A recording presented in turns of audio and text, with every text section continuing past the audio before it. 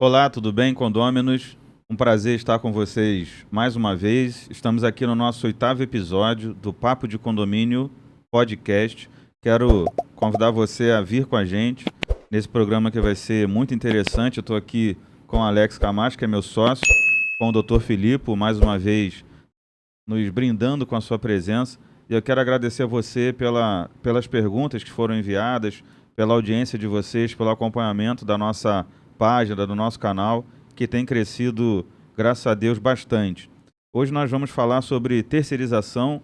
É um assunto que acomete muitos condomínios, muitos síndicos, com diversas dúvidas, né? Com diversas contratações que são feitas de forma arriscada e muitas vezes sem ter a compreensão plena das suas possíveis consequências. Então, eu quero te convidar mais uma vez a prestar bastante atenção, se for o caso, também enviar as suas perguntas. Várias delas foram enviadas e foram reunidas aqui para a gente tentar responder hoje. E esse assunto é tão extenso e é tão complexo para muita gente que nós vamos dividir em dois programas. Um, o de hoje, mais voltado, né, para conceitos jurídicos, e um outro para conceitos operacionais de como lidar com as empresas, de como as empresas enxergam esse contrato e de como os síndicos também lidam, porque muitas vezes eles são tomadores, mas se comportam como os responsáveis diretos, né, pelo contrato, quando na verdade não deveria ser assim. Então, quero agradecer a presença do Alex, Dr. Filipe. Bom dia a todos e obrigado pelo convite mais uma vez. Vamos lá. Bom dia a todos, obrigado aí, Edmilson, pelo convite, de estar participando aqui, apesar de estar, né, nos bastidores aí ajudando a fazer o podcast. E hoje vamos participar aqui diretamente aqui. Show de bola. Quero convidar para você compartilhar, curtir, né, e se inscrever no nosso canal no YouTube, Papo de Condomínio, para que a gente tenha aí cada vez mais força e cada vez mais amplitude nas mídias e nas redes. Eu tenho certeza absoluta de que os assuntos aqui têm ajudado muito a galera, têm ajudado muitos clientes e muita gente também que está almejando morar em condomínio ou, de alguma forma, ser algum tipo de liderança no seu empreendimento, mas que precise de algum conhecimento. Nós vamos falar hoje sobre a lei de terceirização, né, quando ela foi instituída e os seus impactos. Nós vamos fazer várias perguntas que recebemos e que a gente vai poder, de alguma forma, responder para vocês também. Nós vamos falar de contratação de empresas com regime de MEI, né, de microempreendedor individual, que muitas vezes são realizadas de forma confusa. Nós vamos falar sobre isso também, algumas consequências reais na prática de alguns clientes, de alguns condomínios que conhecemos que tiveram essa situação também bem complexa para resolver depois. Então, doutor Filipe, Alex, nós vamos falar agora, num primeiro ponto, né, sobre a instituição da lei de terceirização, como ela se deu, o que aconteceu na época e, a partir de então, o que a gente vive aí sobre esse regime, sobre essa sistemática. Sim, primeiramente a gente teve um fato social, né, que ensejou a lei, foi a montadora Toyota, a montadora japonesa, que tinha uma produção de veículos que ela setorizava todos os veículos de produção. Então, a peça 01, a peça 900 era tudo produzido pela Toyota. Era uma forma verticalizada de produção de automóveis, até que teve um momento em que ela trouxe uma nova possibilidade de produção desses veículos, terceirizando, né? Colocando uma outra pessoa para ser responsável pelas outras etapas de produção. E aí veio depois a instituição da lei, teve a lei do Trabalho Temporário 6.019/74, mas depois ela foi alterada pela Reforma Trabalhista, 11 de novembro de 2017, Lei 13.467, que deu ali alguma regulamentação, fazendo algumas mudanças na característica da terceirização, trabalho temporário também. Essa lei, ela era destinada, na verdade, o regime brasileiro era destinado só à atividade fim, né? Isso. Era proibido a atividade meia. Por exemplo, se a gente for analisar um condomínio hoje, se o condomínio tivesse um funcionário administrativo trabalhando diretamente para ele no dia a dia das operações do condomínio, não poderia terceirizar. Sim. Agora, um porteiro, um SG, ainda assim. Se você tivesse um zelador fazendo manutenção própria do condomínio, não podia terceirizar. E a gente viu esses exemplos que hoje você pode terceirizar todas as atividades meio, né, da sua empresa. E isso favoreceu e facilitou muito, né, para a rotina condominial também. Com certeza, atividade meio e fim hoje pode ser totalmente terceirizada. A empresa de terceirização tem alguns requisitos específicos para que ela possa prestar esse serviço. Tá lá na lei também 6.019, acho que é no início dos artigos ali. Ela estipula inscrição do CNPJ, capital social compatível com o número de funcionários, etc. Então, essa alteração da reforma trabalhista trouxe a possibilidade da gente terceirizar a atividade fim. E no dia a dia isso é muito prático e muito bom. Eu vejo no aspecto operacional assim, por conta de você não ter que ficar provisionando férias, 13º de um funcionário. Você deixar alguém destinado para fazer isso é uma coisa melhor, mais interessante, na minha opinião. E hoje, a partir disso, a gente começa a observar os condomínios terceirizando e alguns síndicos, algumas pessoas imaginam que terceirizar para eles, a gente vai falar disso um pouco mais à frente, não do ponto de vista financeiro, tributário, operacional, mas falando do ponto de vista da responsabilidade do condomínio. Que era solidária, agora é subsidiária. Então, assim, em termos práticos, né, o Alex que dirige uma empresa de terceirização, você que advoga no ramo trabalhista também, em termos práticos, hoje, um condomínio que contrata um serviço de terceirização, quais são as responsabilidades trabalhistas que ele tem ou pode ter em decorrência dessa atividade?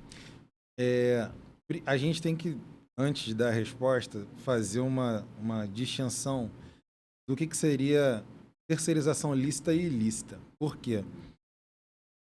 Dependendo da terceirização, ela pode ser uma responsabilidade subsidiária, simplesmente, ou uma responsabilidade solidária também. Então, por exemplo, você contratou alguém para prestar um serviço dentro do seu condomínio, você é tomador de serviço, colocando como condomínio, você é o tomador de serviço. Se você age com uma subordinação direta com o funcionário, uma subordinação jurídica, por assim dizer, você vai acabar fazendo com que essa terceirização seja ilícita. Porque os vínculos empregatícios eles vão estar direto com o tomador, as características do vínculo de emprego. Então, se eu estou lá cumprindo com todos os requisitos e ainda assim eu tenho uma empresa de terceirização, essa terceirização vai ser ilícita porque ela está burlando os requisitos do vínculo de emprego. Então, nessa hipótese específica, eu vou ter a responsabilidade solidária quanto às verbas rescisórias e verbas trabalhistas. Já se eu não tenho uma subordinação jurídica com o funcionário, mas eu tenho com o meu prestador, eu falo, olha, para o supervisor da empresa, olha, funcionário X não está legal, não está enxergado no horário, ele está chegando atrasado, e esse supervisor, ele entra em contato direto, ele pune, ele vigia, ele fiscaliza, aí eu tenho uma terceirização lícita. Então, o contrato é perfeitamente legal, e aí o condomínio tomador só vai ter a responsabilidade subsidiária. Hoje o que a gente mais vê aí no dia a dia é acontecendo essa terceirização ilícita, né? Porque Eu ia falar isso. O síndico, a maioria das vezes, quer tomar o posicionamento da empresa, quer colocar os funcionários que são da terceirizada subordinado a ele, principalmente, não é nem ao condomínio, é a ele. Exatamente. Né? Quer que o funcionário trabalhe para ele, faça o que ele queira, faça o que ele quer, faça o que ele mande. E quando o supervisor, por cargas d'água, vem interferir nisso, e aí, meu amigo, a relação acaba, porque o camarada acha que você não está cumprindo com aquilo que deveria, na cabeça dele, cumprir. Sim. Quando, na verdade, é o contrário. Né? A gente já teve síndico fazendo... Eu estou fazendo aqui o programa operacional deles, uma síndica, né? Eu fiz o programa, mas você terceirizou para quê, então? Exatamente. Aí teve um outro condomínio de 780 unidades que a empresa anterior, o cara disse assim, o supervisor não vem já tem 6 meses. O pessoal não tem uniforme, já tem 1 ano. Ou seja, era tudo com ele. E aí eu acho que essa é uma caracterização clássica. E assim... E a gente vê muito por aí. Isso é uma coisa que acontece rotineiramente.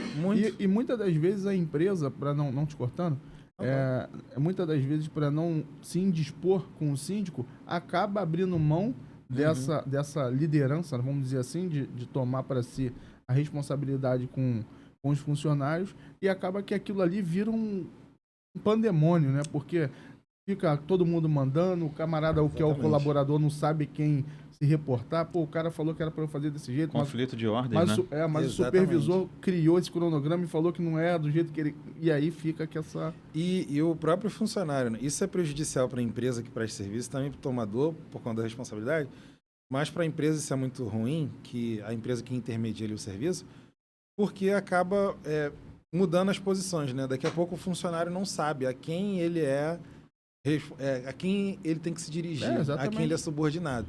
Aí o síndico manda uma coisa, a empresa, o supervisor falou outra, e aí quem que eu obedeço? E acaba que o funcionário, muitas das vezes, passa a não ser bom, né? Porque Exatamente. o camarada, o supervisor cria uma situação, um cronograma, o síndico vem e fala outra, e voa mais além. Tem condomínios que até o conselho se mete em determinada situação. Então, assim, vira uma mistura ali, né? Uma miscelânea de informação, de mandamentos, que o camarada fica ali perdido. Perdido, exatamente. Acaba que você não trabalha bem nem para a empresa, nem para o síndico, nem para o conselho, nem para o condômino, nem para ninguém. Sim. E isso não é bom numa relação. Assim, para contextualizar, a subordinação, ela são 3 características básicas da subordinação: dirigir, fiscalizar e punir.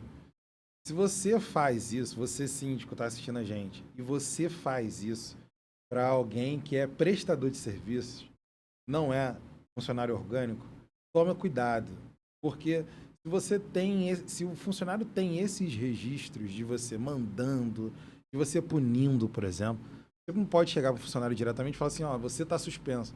Você pede a suspensão dele à empresa. A gente tem um condomínio também no MEA que às vezes isso acontece. O síndico, por estar ali no dia a dia, ele acaba aplicando a própria penalidade. Não, você amanhã não vem porque está suspenso. Calma, não é assim. Entra em contato com a empresa que intermedia o serviço, que presta serviço para vocês e fala, olha, esse funcionário não está bom, eu quero que você faça alguma medida. Aí quem vai decidir se troca de posto, se suspende, se adverte, se demite, é a empresa.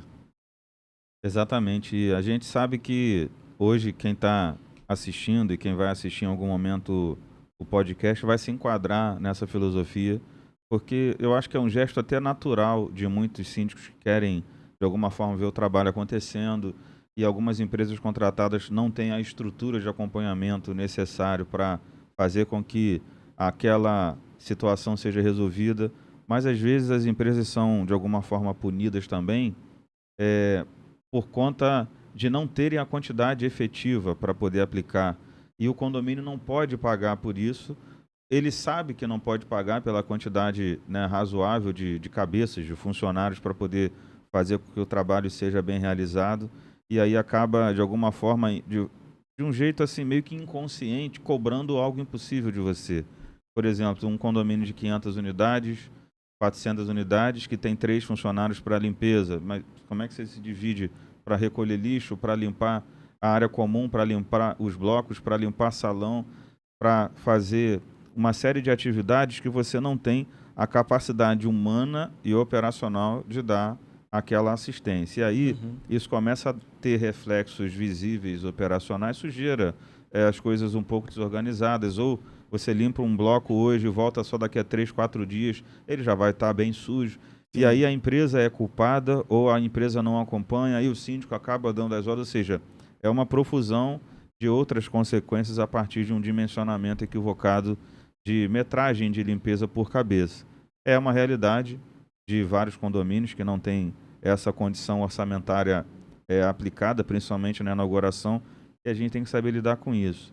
Mas é interessante que nem todo condomínio tem jurídico ou alguma empresa que oriente nesse sentido. Mas o fato para você que está nos assistindo, é que nesse momento você tem que tomar cuidado sobre a postura de tomador com relação ao terceirizado, né? Com relação ao terceiro, porque senão você acaba confundindo aí essa relação. Você parece um empregador, na verdade. Sim. É muito tênue, né? Essa linha, muito. Né? Você tem que tomar cuidado, né? A gente não pode pecar por excesso, sempre trabalhando ali no risco legal. E assim, na hora que você assinou o contrato, você não assinou o contrato com um funcionário. Você assinou o contrato com algum representante da empresa. Busca esse representante, vá até ele. Nesse ponto de responsabilidade também, uma coisa que é importante falar e muita gente confunde.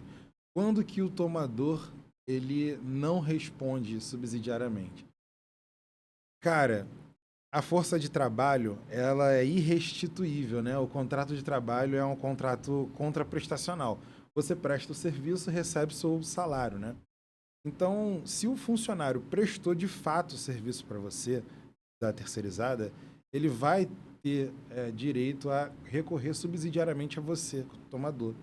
Porque a força de trabalho dele já foi despendida para te atender.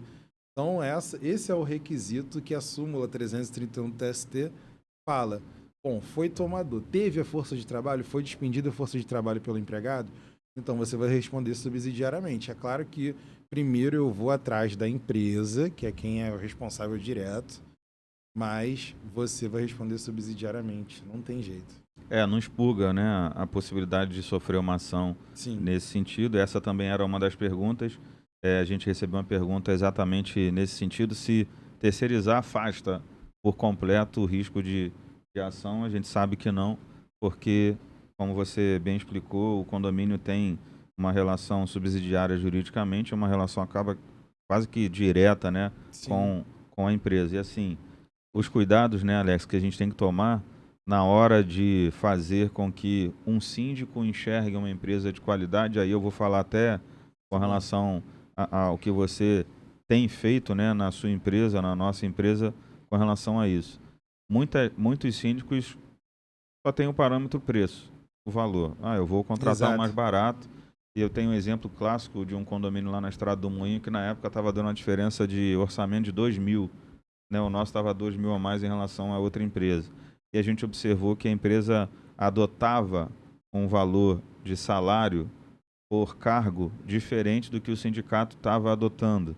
A empresa não pagava intrajornada, não pagava adicional noturno. Uniforme, não era um kit de uniformes, 2, 3 peças, era um só. Casaco era um para todos os funcionários. E a gente distribuiu um para cada um. Na verdade, era um na portaria. Você usou 12 horas, sai, deixa o casaco para outro, vir usar mais 12 horas. Caraca. E assim... E o tamanho do casaco tinha que ser grande, porque atingir todas as pessoas que os tamanhos das pessoas. Passando. Então, assim, a empresa, às vezes, o CNPJ que vai concorrer, ele é o mais barato, mas ele vai fazer de tudo para esse contrato ser rentável. E tem que tomar cuidado, né? Você está pagando aquelas... O que acontece hoje no mundo do condomínio, né, por conta desse boom de construção que teve, né, de 2002, 2003 para cá, praticamente, que surgiram várias empresazinhas de terceirização, né, de prestação de serviço de mão de obra, portaria, limpeza, zeladoria, e muitas das vezes a empresa ela não nasce estruturada, né? Ela vai tentar se estruturar com aquele contrato que ela está pegando. Muitas das vezes o sócio, a empresa, não tem capital para isso. Então, os cuidados que o condomínio, o síndico, o conselho tem que tomar numa contratação é averiguar e pesquisar a fundo, né, essas questões como o tempo de CNPJ, conta, se o CNPJ está limpinho, se tem uma certidão negativa Caixa Econômica, Receita, INSS, Procuradoria Geral, se tem processo, né, trabalhista. O capital social é muito importante, porque amanhã ou depois é aquilo que faz com que você possa recorrer a alguma coisa, né, na justiça contra a empresa, verificar essas questões, como é que o funcionário é tratado, como é que o funcionário o tal funcionário, né, se está recebendo em dia, se está recebendo o ticket de refeição correto, o vale transporte certinho. Tem empresa que divide 15 dias de 15 dias, não existe isso, mas enfim, é o que mais acontece. Então, o síndico, ele não pode contratar uma empresa hoje olhando simplesmente o preço. Ele tem que medir o que a empresa traz para agregar, né, na condição dos funcionários, principalmente, né, e o preço.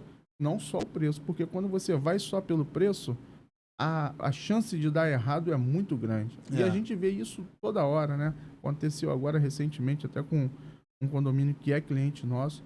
A empresa, um ano e meio, começou a tratar os funcionários muito ruim, muito mal, sem pagar, como o Edmilson fala aí, falou, né? Intrajornada, adicional noturno, insalubridade, adicional de manuseio do lixo, nada, era simplesmente o salário e INSS, e olhe lá.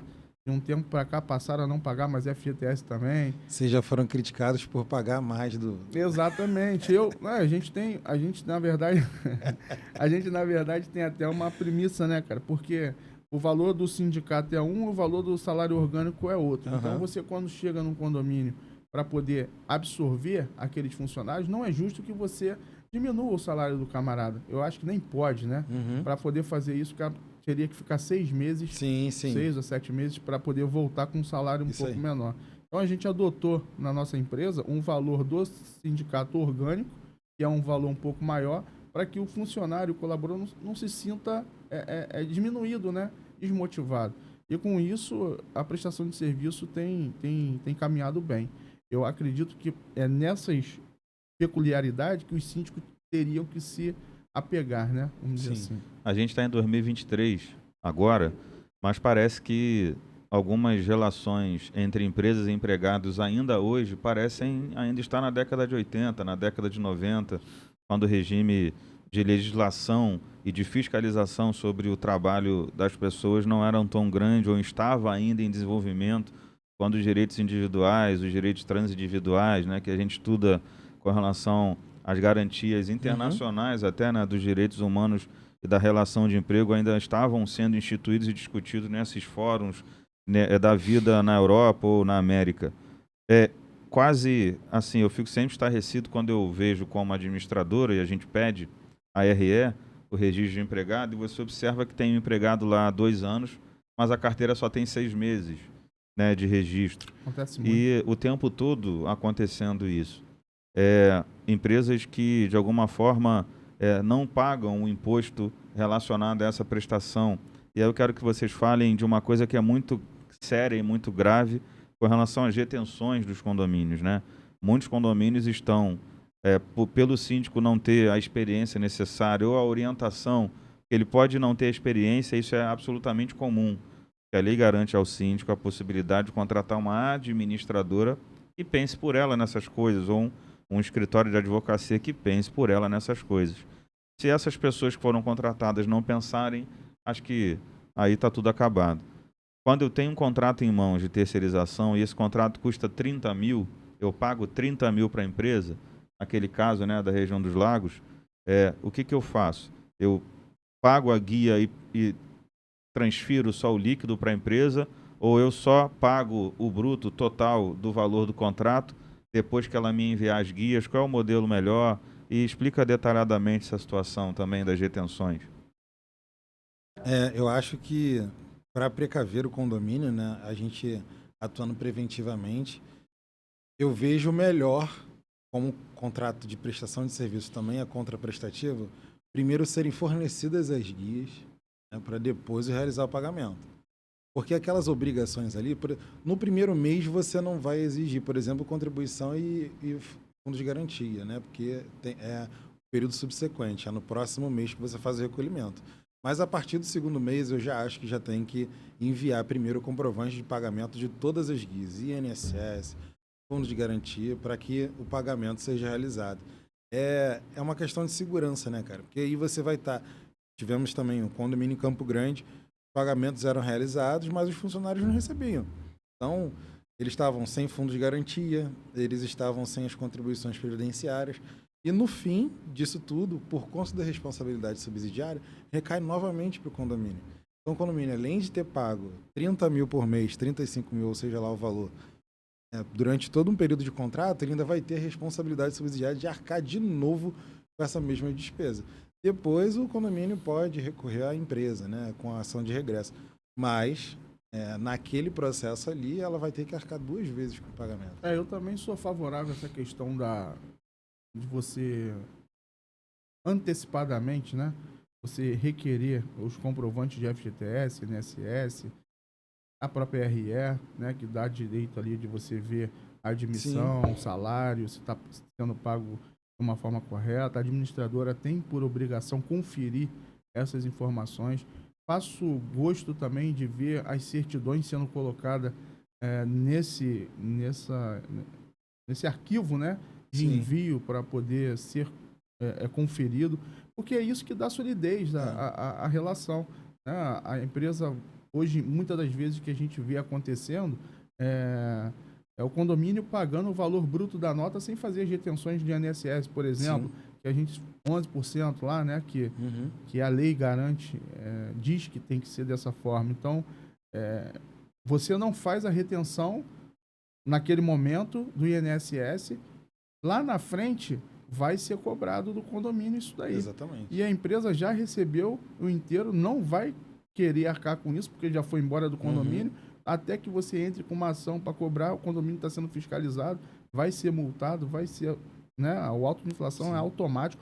Hoje em dia, com a FDRI, FIE Social, DCTF Web, é quase impossível dizer que você não vai ser pego pela Receita Sim. Federal se você não prestar as informações corretamente, se você não fizer as retenções. Então, isso é uma coisa muito importante que as administradoras precisam se atentar para essas situações, e o síndico também, né? O síndico, claro, delega, né, para a administradora, contrata uma administradora, mas tem condomínios que não tem administradora, a administração é própria. Sim. Então, essa administração ela precisa entender desses pormenores para que faça a análise da documentação corretamente, para que não venha o condomínio sofrer sanções fiscal lá na frente, né? Então é muito importante essa parte de retenção dos impostos federais, do INSS, Municipais também, alguns têm. ISS, dependendo do local. E essa contribuição previdenciária, para quem também está nos assistindo, a responsabilidade do tomador de serviço é solidária, né? Então, contribuição previdenciária, ele tem que reter lá a contribuição patronal e também a do funcionário, reter para depois repassar. Se ela reteve e não repassou, o condomínio também é responsável solidariamente. Para quem está em casa entender, a diferença entre subsidiário e solidário é a responsabilidade solidária eu posso cobrar, tem o Edmilson e o Alex aqui, eu posso cobrar a totalidade do débito só o Edmilson e depois ele se resolve com o Alex. A subsidiária é diferente. Eu cobro pro Edmilson cota parte e pro Alex cota parte. Aí vai ter o percentual que cada um ali deve. Mas é muito importante as pessoas se atentarem quanto às contribuições, muito bem observado pelo Alex. Tem um funcionário aqui, uma outra pergunta, se acidenta no condomínio, ele é terceirizado. É óbvio que isso tem nuances, né? Sim, Estava fazendo uma atividade do escopo do contrato ou não? Estava no horário de trabalho ou não? Exatamente. E a gente acaba sofrendo muito esse tipo de abordagem de morador, de síndicos.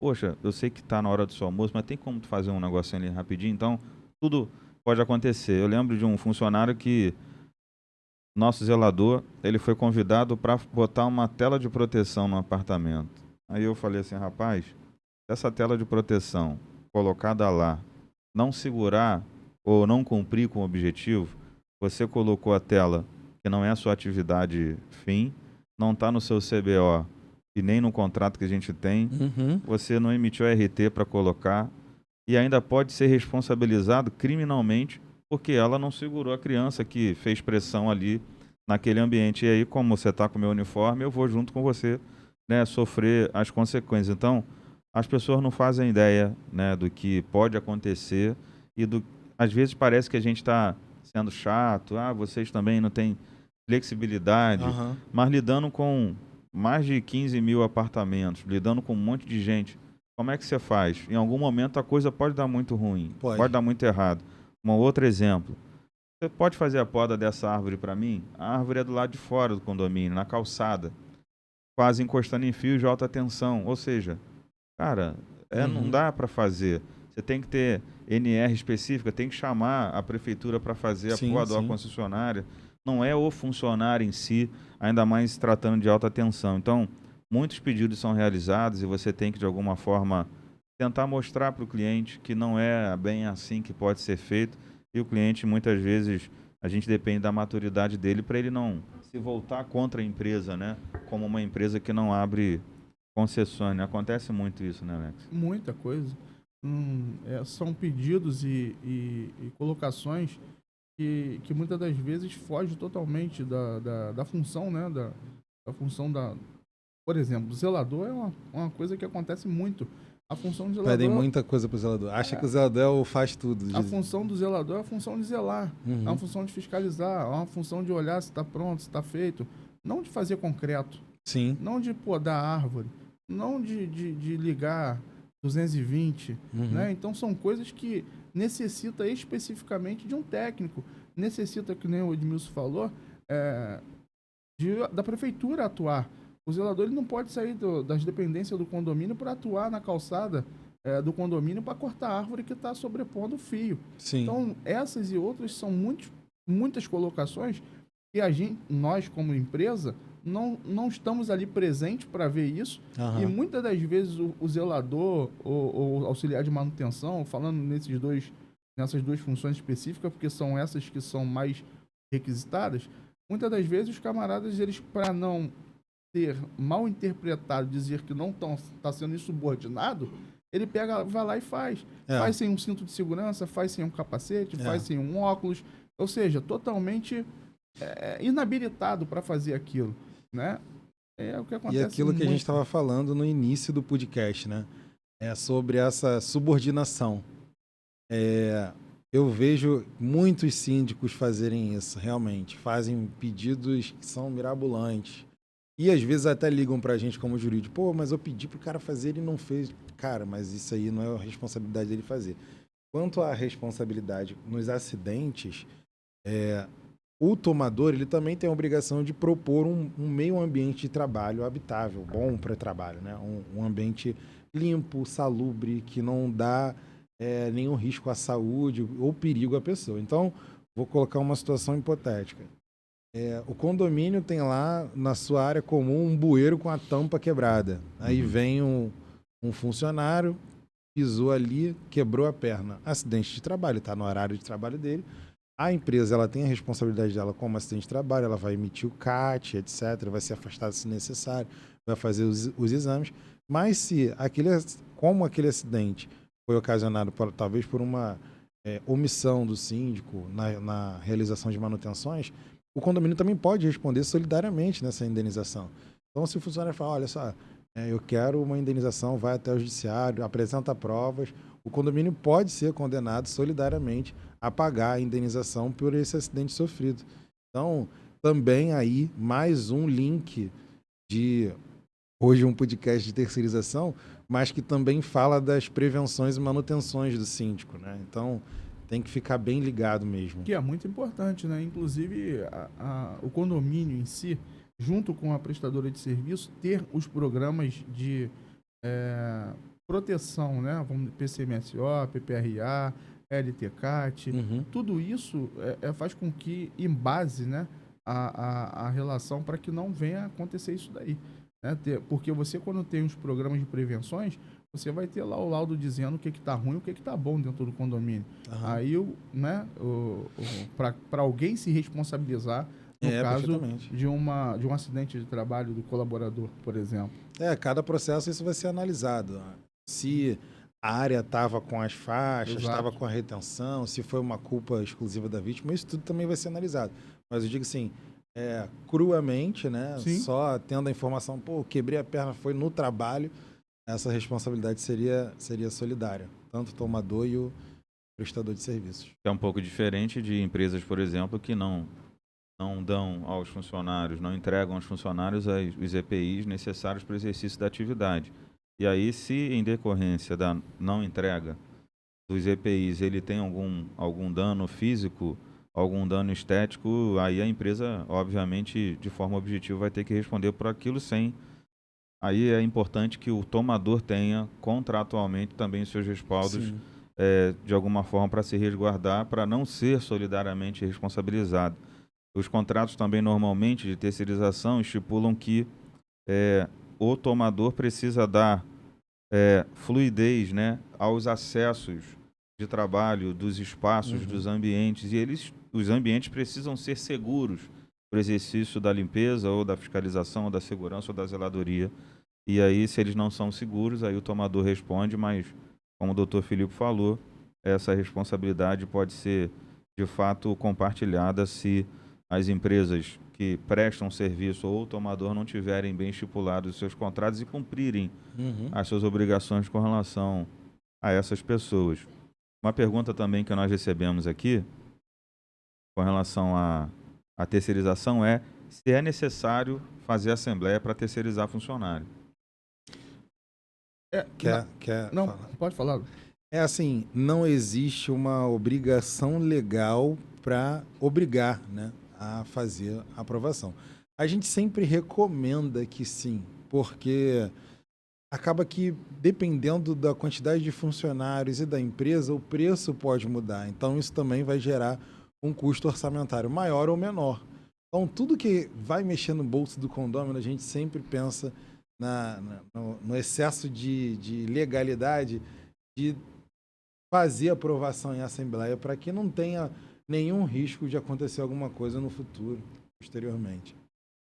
Então, assim, só reformulando a pergunta, você tem um funcionário orgânico do condomínio e vai terceirizar. Isso vai ter impacto. Vai ter impacto de demissão, vai ter impacto de, né, você vai tornar terceiro, então você tem que analisar o orçamento. Acho que, de fato, tem que ter uma assembleia para isso. Mas se for para trocar de uma terceira por outra terceira, tem impacto financeiro.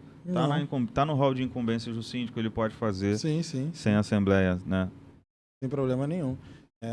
E aí, se a outra empresa quiser aproveitar os funcionários, etc., sem problema nenhum também.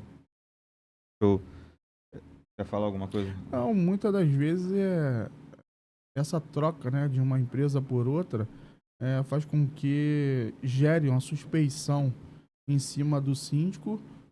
Isso acontece muito quando muda o síndico, né?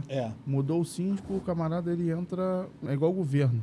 Quer trocar tudo que o anterior fez para tentar mostrar que o que ele está fazendo é melhor. E isso muitas das vezes cria uma suspeição no meio dos condôminos, né? Sim. E eu acho, claro, né? Não é obrigação, não está no rol de obrigatoriedade de chamar uma assembleia, mas eu acho, a cargo de transparência, eu acho sempre uma boa você chamar pelo menos o conselho para poder discutir aquele contrato, saber se está dentro, se não está superfaturado, se não está levado para o lado mal, né? Se vai trazer algum malefício pro condomínio, para ser prudente, né? Na hora de assinar o contrato aí. E é o tipo de contrato que é o maior contrato do condomínio. Exatamente. Né? Depois dele, acho que só a conta de água normalmente. Então, o impacto no bolso das pessoas é direto. E existem alguns contratos de terceirização que passam de 70% da arrecadação. E eu creio que ele precisa estar entre 60% e 65% da arrecadação. Se ele passar de 70%, você já está comprometido, né? Você não vai ter a fluidez, o oxigênio necessário para cuidar das outras coisas, dos outros contratos do condomínio. Então vai faltar dinheiro invariavelmente. A água e a terceirização sozinhas podem chegar a 85%, 90% do total da arrecadação. E isso aí é nocivo demais para um condomínio. O condomínio Com se certeza. torna insolvente dessa forma. É. Você trazendo 80%, 85%, 86%, uma concessionária aí mais a terceirização, como é que você faz o resto? Não dá. Fica comprometido. E o que eu quero até fazer um comentário mais genérico com relação a essa realidade, porque muitas vezes as empresas que aparecem e são empresas que de alguma forma falham na sua conduta com o funcionário, não fornecendo EPI, não pagando o que tem que pagar, ou seja, ela está tentando economizar o tempo todo e a todo custo, inclusive ao custo da ilegalidade, ao arrepio da lei, porque os tomadores exigem isso de alguma forma. Eu quero o menor preço, eu quero a melhor condição, eu quero que você entre me dando o primeiro mês de crédito na fatura, eu quero que você entre me dando 20 câmeras, eu quero que você entre me dando isso, me dando aquilo. E a gente sabe que ninguém constrói uma empresa, constitui uma empresa para não lucrar. Sim. O lucro é algo, de alguma forma, constitucional e normal, lógico, numa relação comercial entre uma empresa e um cliente. E se você, como empresa, não tem um lucro razoável, de alguma forma você não vai sobreviver. Vai ser só mais uma empresa que tentou ganhar mercado, tentou não perder uma concorrência, só que a concorrência era para você nociva e ninguém ganha com isso. E aos condomínios, aos tomadores que de alguma forma estejam pensando que dentro de uma estrutura de custo de um contrato, eu quero 10 funcionários, hoje no mínimo 10 funcionários está 40 mil, no mínimo. A partir disso, antes, né, do último aumento que teve, você até conseguiria fazer 37,5, 38, agora é no mínimo 40, 4 mil por pessoa, para que esse contrato, no mínimo, minimamente seja bem atendido. E a gente vê pessoas recorrendo e solicitando descontos, pedindo, entre aspas, presente para o condomínio para que ele seja equipado. E você, quando recusa ou quando de alguma forma tenta dialogar sobre essa impossibilidade, sobre os impactos, você acaba sendo taxado como quem não quer o contrato, ou inflexível, ou arrogante, quando na verdade, para quem gere uma empresa, a estrutura de custo ela é muito enxuta, ela é muito apertada, porque a concorrência faz isso. Óbvio que você não vai, diante de uma concorrência, contratar sempre o maior preço, mas você também tem que tomar cuidado com os menores, porque de alguma forma a reputação e o exercício dessa empresa diante das pessoas em outras experiências pode ser nocivo. Então, esse é um recado que eu quero dar para quem é cliente, para quem não é, para quem está pensando em terceirizar, tomar cuidado e ver a realidade como ela é. Se você de alguma forma contratar o menor e exigir ainda desse menor que ele dê alguma coisa ou que ele baixe um pouco mais, isso poderá ter de alguma forma reflexo contra você, porque você vai incorrer numa responsabilidade solidária com relação ao imposto, Sim. como foi dito aqui, ou numa subsidiária com relação ao não pagamento de alguma verba rescisória ou de alguma verba mensal tradicional, e aí aquele desconto, né, que você arguiu, que você exigiu, acabou indo por água abaixo. Exatamente. Então, acho que é válido pensar nisso e comentar isso nesse respeito, porque a gente sofre, né, e vê outros clientes sofrerem porque exigiram tal desconto. E assim, contratem as empresas pelo que elas fazem, não pelo que elas podem dar com relação a Exatamente. benefício, né? Hoje, se a semana mesmo eu estava batendo um papo com um amigo e estava dizendo exatamente isso, né? Ele estava dizendo que o síndico do condomínio dele negociava muito bem. Negociava muito bem porque as empresas contratadas davam câmeras, davam ar-condicionado, davam geladeira, davam isso, davam aquilo. Eu falei, cara, eu acho que as empresas elas devem ser contratadas pelo que ela pode agregar no trabalho, né? O que ela pode trazer de benefícios trabalhando, não dando alguma coisa.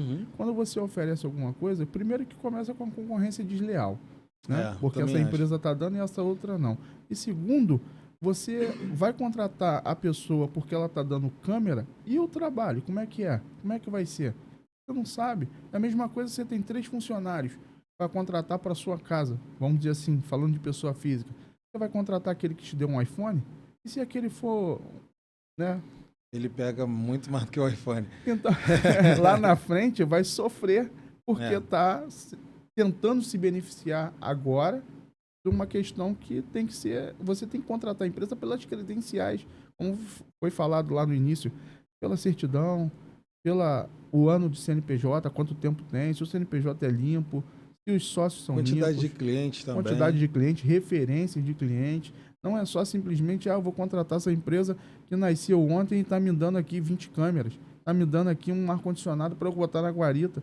Pô, gente, pelo amor de Deus. Isso É um exemplo assim, um exemplo bem, bem até divertido. Você tem que fazer uma cirurgia, Deus que me livre e guarde, mas você tem um hospital de referência privado, pô, um dos melhores do país, e um hospital público.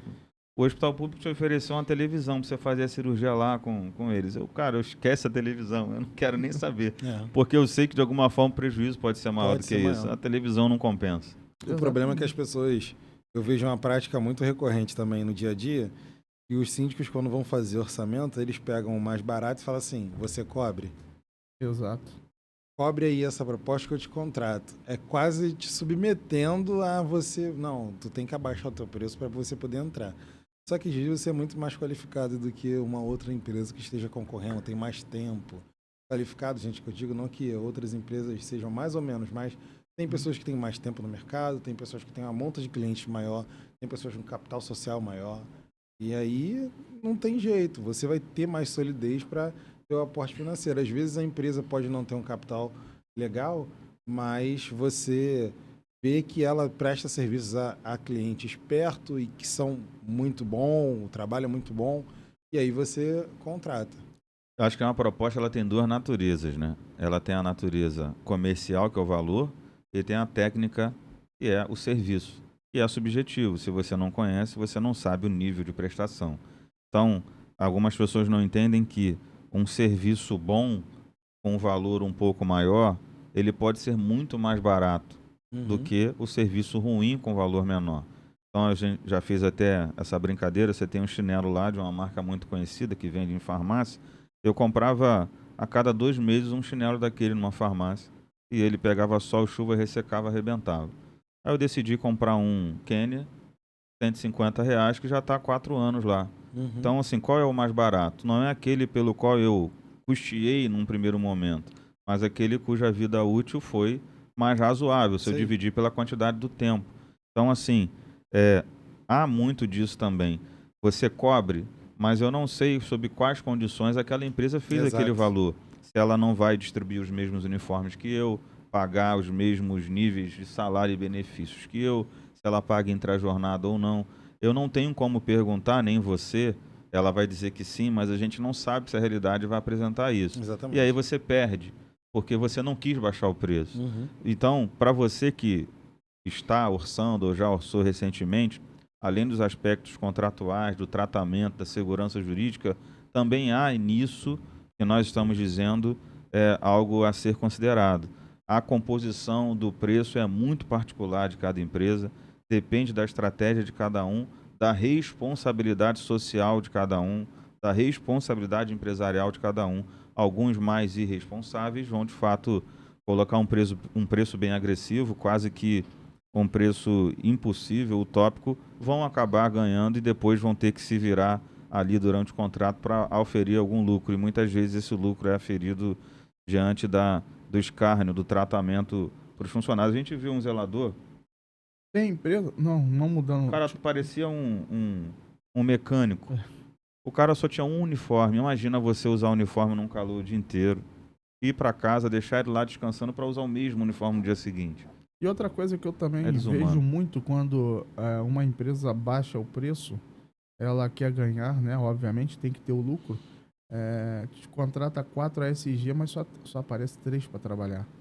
No dia a dia, ninguém se dá conta que está faltando um. É. Então aquele um é o lucro que ele deveria, aliás, é o valor que ele abaixou do contrato dele para poder ganhar a eleição. Aí quem perde nisso é o condomínio. Ou divide esse verdade. quarto em 2, 3 contratos. Exato. Ele aparece lá 2 vezes na Porque na semana e tal. verdade, cara, quem faz a supervisão do terceirizado, muitas das vezes o síndico que não é morador, ele não faz essa, né, e nem deve fazer esse controle, como nós falamos lá no início, de funcionário e tal. Quem faz esse controle é o supervisor. Se o supervisor é da empresa, o supervisor vai bancar dizendo que tem um a menos? Não vai. Vai bancar que está tudo certo e está tocando. E quem sofre com isso é o condomínio lá na frente. É. Porque muitas das vezes o conselheiro trabalha, o síndico trabalha, só chega em casa à noite e quando chega o camarada já não está mais ali. Quem fez o trabalho todo de fiscalização é a empresa. Isso tudo está na mão da empresa. Então é muito fácil enrolar hoje a pessoa que está de frente, né, que não está todos os dias no condomínio. Por isso que de repente não, acontece muito, né? Eu já tive experiência próxima, Uhum. né, de que isso acontecia. Tinha contratado 10 funcionários, mas só vinha 8 trabalhar, 9. Então, assim, esses 4 mil desse um que não veio trabalhar, vai pro bolso, obviamente. E é uma consequência de tamanha, digamos assim, depreciação, né, dos orçamentos, Demais. das provocações, digamos assim, entre as empresas. Eu quero que você faça sempre o mínimo e acaba dando nisso. Tem uma outra pergunta aqui que, na verdade, já foi até respondida. O síndico pode tratar diretamente com os funcionários terceirizados? Quais cuidados tomar? Nós já falamos sobre isso no decorrer do programa. Se você chegou agora, Dr. Felipe e Alex explicaram aqui que para não haver, né, confusão com relação ao vínculo, de alguma forma é sempre bom você chamar a empresa resolve a situação com o funcionário e depois passa o feedback para o síndico. É sempre bom reforçar que a terceirização ela é permitida, né, nos condomínios em geral, desde que não haja a subordinação direta ao síndico. Então, senão essa terceirização vai estar fadada à nulidade, sob pena de ser reconhecido vínculo empregatício. Então, essa pergunta foi respondida nesse sentido. você pode voltar aí um pouquinho a fita e assistir o início. Estou na década de... Fita foi boa. Contratação, assim, o último tema, contratação de empresa, né, que tem lá a sua natureza de microempreendedor individual. Quais os cuidados e os exemplos, assim, práticos de consequências bem danosas que vocês têm para passar para o nosso pessoal, para o nosso ouvinte? Cara, isso é um tema muito recorrente, inclusive no último concurso para Ministério Público do Trabalho de Procuradores caiu várias questões sobre isso, da pejotização, porque uma coisa foi muito fomentada no sentido de a pessoa abrir um microempresário individual, aí burla ali o contrato de trabalho, não, o cara tem habitualidade, ele tem onerosidade, subordinação direta, tem pessoalidade, todos os requisitos do vínculo de emprego, mas ele tem um MEI. E aí, com isso, o condomínio assina lá o contrato, dizendo que ele é microempresário, ou seja, uma empresa, aí ele não vai ter direito a fundo de garantia, férias proporcionais, 13º proporcional, etc. Mas isso, como diz o artigo 9º da CLT, é uma fraude ao contrato de trabalho. Se você está contratando alguém que, de fato, na realidade, né, é um empregado, é o que a gente chama do princípio da primazia da realidade sobre a forma. Então, eu preciso demonstrar a realidade. O cara tem subordinação? Não. Eu não suspendo ele. Quando ele chega atrasado, eu não faço nada com ele. Ele presta serviço na segunda, mas terça-feira vem outro. Ele presta serviço também na quarta-feira com uma outra pessoa. Então, aí eu já estou desmistificando. Eu já estou tirando a pessoalidade, já estou tirando a subordinação. Então, aquela pessoa não está subordinada a mim. Então, aí eu posso fazer o MEI. Né? Tem lá o MEI, microempresário individual. Tem uma pessoa que representa a empresa, mas ela pode contratar outra. E essa outra pessoa também prestar serviços intercalados. Aí eu consigo tirar um dos requisitos, que é a pessoalidade. Só que no âmbito condominial é muito difícil isso, porque às vezes a pessoa, não, eu vou prestar serviço como MEI e daqui a pouco está só ela indo trabalhar. Aí o síndico inverte os papéis, como a gente falou mais cedo. Aí começa, tu tá chegando atrasado, cara. Vou te dar uma advertência, não precisa vir amanhã não. Aí já era, virou vínculo. E hoje é muito fácil ter provas disso tudo, né? Hoje é muito fácil. Todo mundo tem acesso à informação. Eu não quero dizer que é impossível, que não acontece, mas já tem gente que vai juntando as provas propositalmente. Exatamente. Porque sabe que o judiciário vai ser favorável àquela realidade descuidada. E assim, aspecto prático para nós advogados. Quando a gente vai para o judiciário, até fazendo uma sustentação oral ou numa audiência, descaracterizar o vínculo para um MEI, os juízes já olham com uma certa tendência. Eles olham assim, cara, tu trabalhava, tinha um horário para trabalhar? Tinha. Se tu chegasse atrasado, o que acontecia? Falava pra caramba comigo. Aí, tinha dever de retorno? Já era, tinha obrigação de retorno, né? Recebia o pagamento. Quem pagava os impostos da tua empresa? Era o tomador. Aí já era. Aí não tem jeito. Aí a gente fica até sem graça, né? Faz a defesa, obviamente, mas a gente fica até sem graça de defender, porque não é para ser assim. Não é para ser assim. O ideal é que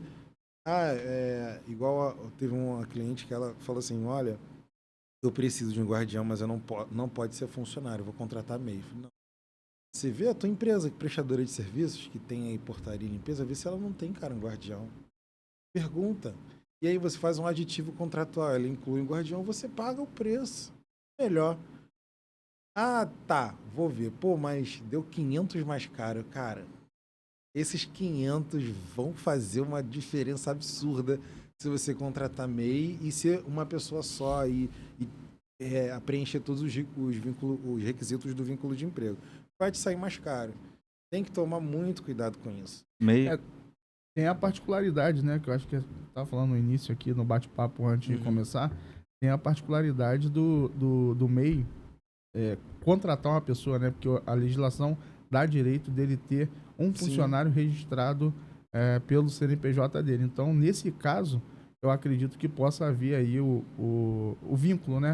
É, Entre PJ você- com PJ, porque não é a pessoa que está prestando o serviço. É uma terceirização, na verdade, Sim, né? sim. Porque aí você vai estar tirando uma pessoalidade, né? Pessoalidade é você ter o objetivo de uma pessoa específica Exato. sempre prestar serviço para você. Então, quando você está contratando um MEI, mas você está contratando o serviço dele, independentemente de quem vá fazê-lo. Exato. Então, eu contratei um MEI, esse MEI tem uma pessoa que presta serviço lá no meu condomínio, aí você consegue mais uma margem de defesa Porque ali existe, na para verdade, a documentação, né? Para comprovar que o camarada ele é funcionário do funcionário MEI. do MEI, É, exatamente. tem lá. Aí você vai exigir as mesmas coisas que a gente falou no início. RE, Fundo de Garantia, INSS. Exato. É isso. E o camarada vai estar subordinado ao dono do MEI, É. não ao condomínio. A gente já viu isso num condomínio, porque o cara fez assim, ó, o preço de um guardião de piscina é R$ 4.000. Eu vou te pagar 3.800 e eu pago teus impostos. Pô, é prova cabal para você tirar o que a gente chama no direito de alteridade, que é os encargos de empregador. Se eu tô pagando teus impostos, cara, você não é empresário nunca. Exato. Eu tô arcando com o ônus de ser empresário, tu não é empresário, tu é meu As empregado. pessoas não fazem ideia das consequências, né? Não, é, eu sempre falo isso, né? Não, vamos contratar uma administradora mais barata, que não pense nisso. Vamos contratar advogado para quê? Eu fui numa reunião que a menina disse isso. Advogado eu não vejo como necessário agora não. E estava num período de tomar uma dezena de decisões, de fazer uma dezena de contratos. Como é que não é necessário? Aí você toma uma decisão equivocada, contrata nesse regime, faz esses ajustes, porque para quem não conhece, na sua cabeça está tudo ok, tudo normal, pode fazer a contratação dessa maneira. Só que depois de um tempo, um cliente nosso também fez esse tipo de contratação, tudo bem, a atividade está lá no hall de atividades regidas pelo MEI, ele pode fazer, mas ele não se cuidou com relação à pessoalidade do contrato, não tinha outro funcionário, e ele ainda piorou a situação porque era uma subordinação direta, era um dever de retorno também sempre daquela mesma pessoa, cumprindo horário bem específico e um ex-funcionário do condomínio testemunhou que tudo isso acontecia, ou seja, deu um pouco mais de endosso e essa pessoa então ganhou simplesmente 200 e poucos mil reais de indenização. Se somar o INSS retroativo dessa relação que foi conjugada de emprego, deu 325 mil. Então, assim, você dorme e acorda com 325 mil para pagar para uma única pessoa num Porque quis empreendimento. economizar ali R$ 500, Exato. R$ 800. Fez os contratos Não com teve uma o economia, jurídico, não teve os profissionais adequados para te orientar com relação à contratação e agora você divide aí pelo tempo de um contrato jurídico ou de uma administradora decente o valor de 325 mil. Né? Então, não vale a pena. Eu acho que cada vez mais se exalta a necessidade de profissionalizar os serviços condominiais, seja um condomínio que tem dinheiro ou que não tem, de alto padrão ou de baixo padrão, não importa, eles estão sob o mesmo prisma de necessidade de contratar com responsabilidade, com orientação e com qualidade. Esses impactos e esses reflexos, né, a repercussão no mundo jurídico vai sempre acontecer porque há ali um síndico habilitado para assinar e há também uma obrigação a partir de então a ser cumprida. E se você fizer do jeito errado, você vai arcar com essas consequências, serão grandes consequências. Então, por isso é que a gente sempre pede ao cliente, poxa, chama a gente, você tem interesse e a intenção de fazer alguma coisa, chama a gente. Hoje mesmo, aqui, antes da gente começar a gravar, eu fiquei sabendo que uma pessoa contratou uma empresa para fazer coberturas de policarbonato. E aí eu já me perguntei logo, quanto é que foi o valor? Porque é um embelezamento, é uma ampliação. Fez assembleia, né? É uma obra voluptuária. Então, assim, você já fica aqui pensando se a pessoa tomou as decisões corretas, Certo, se o exatamente. contrato adotado passou pelo departamento jurídico do condomínio para validar ou não, se é uma obra que tem seguro, né? Para quem está executando, se ele pagou uma apólice para resguardar o condomínio de alguma responsabilidade Sim. direta ou indireta, enfim. Não é tão simples, parece exagero, mas quando acontece, vem na administradora perguntar por que não foi orientado ou no jurídico. Então, esse é um alerta que a gente deixa, é uma orientação que a gente deixa para todos vocês que nos ouvem também. Pessoal, nós estamos caminhando para o final. Vou abrir aqui para que vocês façam as considerações finais ou comentem mais alguma coisa se porventura lembraram e não falaram antes. Fiquem à vontade. Eu queria encerrar dizendo o seguinte, gente. Todo direito ele é construído de um fato social. Então, se hoje existem direitos garantidos a empregados, se a CLT considera fraude essa tentativa de burlar ali o contrato de trabalho, foi porque algum espertinho fez isso. Então não tente ser esse espertinho novamente, entendeu? Entra em contato com o seu jurídico, entra em contato com a sua administradora, recorra a profissionais da área que possam te auxiliar para isso. Terceirização, verifiquem as empresas, vejam a carta do CNPJ, o contrato social, vejam o número de funcionários, procure outros tomadores de serviço também desse prestador para que você possa tomar a melhor decisão. Então, é esse recado. Eu acho que o podcast tem esse objetivo de informar as pessoas e é essa informação que eu acho primordial para o tema. Eu quero finalizar agradecendo aqui a oportunidade de participar, apesar da gente, como falei no início, atuar nos bastidores, mas é a primeira vez que eu participo e endossando aí o que o Dr. Filipe falou, deixar aqui como orientação para que vocês, ouvintes, né, tomem cuidado, principalmente os tomadores, na hora de contratar uma terceirização, fazer uma terceirizada, se resguardando, né, em cima de documentos, vendo as credenciais, vendo se está tudo dentro dos conformes, porque o preço a se pagar lá na frente é muito complicado e é bem alto. Quero agradecer aqui mais uma vez a todos vocês ouvintes e agradecer aqui ao Papo de Condomínio. Show de bola. Estamos chegando ao final de mais um episódio, nosso 8º episódio. Quero agradecer a você que nos assistiu ou vai assistir em algum momento.